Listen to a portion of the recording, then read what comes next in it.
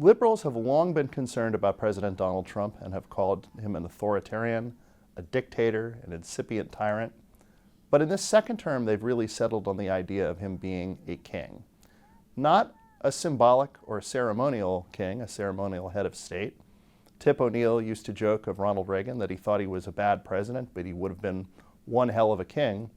But today, liberals think of kings as sort of kings of many, many years ago, a long time ago, where they were all powerful and had all-consuming ability to affect their kingdom.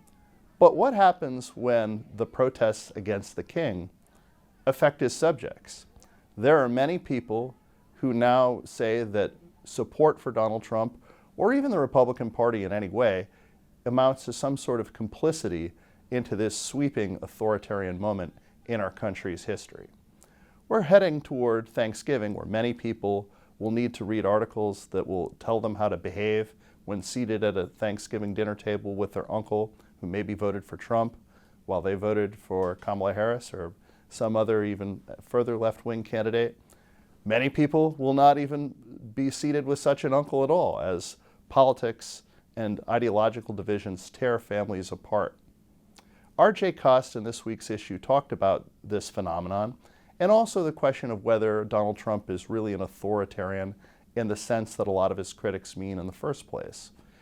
Yes, President Trump frequently pushes the envelope on executive power.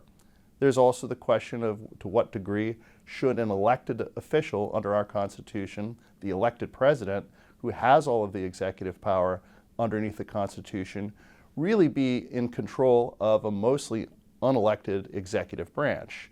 Trump, by attempting to get control of an unelected bureaucracy, is he really behaving like a king?